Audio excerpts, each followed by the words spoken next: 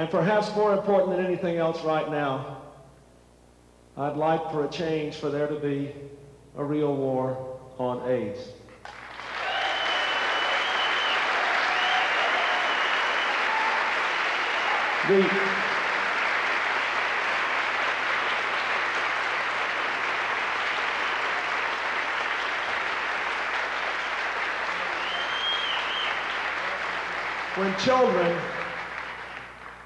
When children are shot going to and from school, or shot in their own schools, as those two children were in Thomas Jefferson High School in Brooklyn not very long ago, a place where I spoke a month before the shooting, we can say they're all our children, and we cry.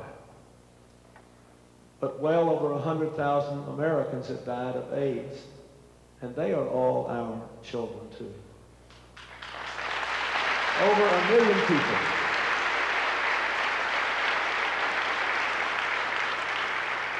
Over 1 million Americans are now HIV positive. And yet, the administration is still curiously silent until the famous fall. Until, like Magic Johnson, they come forward, or like Arthur Ashe, someone takes advantage of their privacy. Then someone says something appropriately touching. But this administration ignores its own commission reports, underfunds research and treatment, leaves red tape, binding science and drug trials and research, and says behavior modification is the issue, but then, unlike Dr. Koop, refuses to embrace the cause of sex education in our schools, which would give our children the chance to save their lives.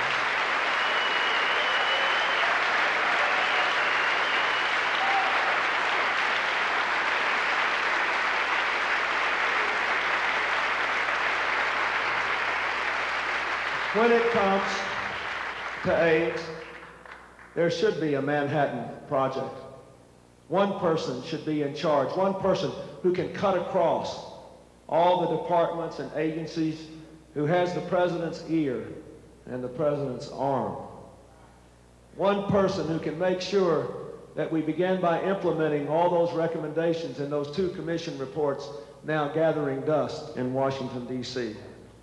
One person who will launch a real national education campaign with someone just as forthright as Dr. Koop was, telling the American people, starting with our children, the hard truth and giving them a fair chance to save their lives and other people's lives as well.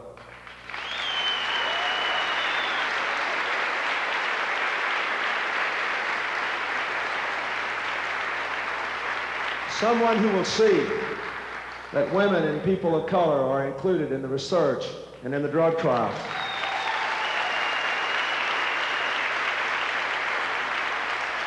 And I might add, for women especially, that is a problem of general application, not just as it relates to AIDS, but as it relates to breast cancer and any number of other health problems. We have got to improve our approach to women's health.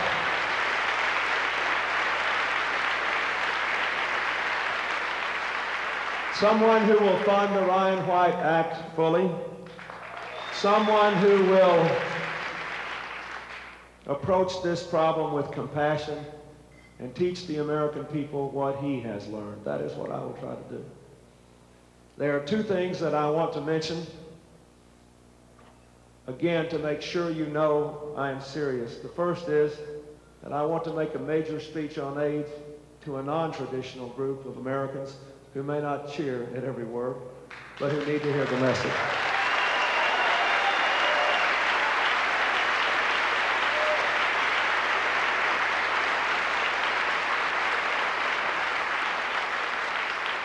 The second is that I have pledged to see that someone who is HIV positive, but also has a positive attitude, come before the American people at the Democratic National Convention to speak about this issue.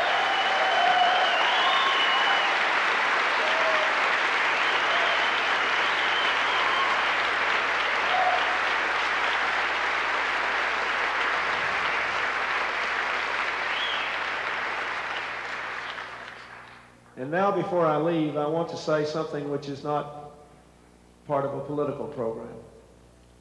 I just want to thank the gay and lesbian community for your courage and your commitment and your service in the face of the terror of AIDS. When no one was offering a helping hand and when it was dark and lonely, you did not withdraw, but instead you reached out to others. And this whole nation has benefited already in ways most people cannot even imagine from the courage and commitment and the sense of community which you practiced. It was your community who created the first AIDS service organizations, who did the first important work in pioneering AIDS drugs, who sounded the alarm and created the first education programs, who stood strong and faced fast in the face of all the governmental opposition and discrimination and killing silence. This nation owes you thanks for that, and I want to give you my thanks and my respect for that struggle today.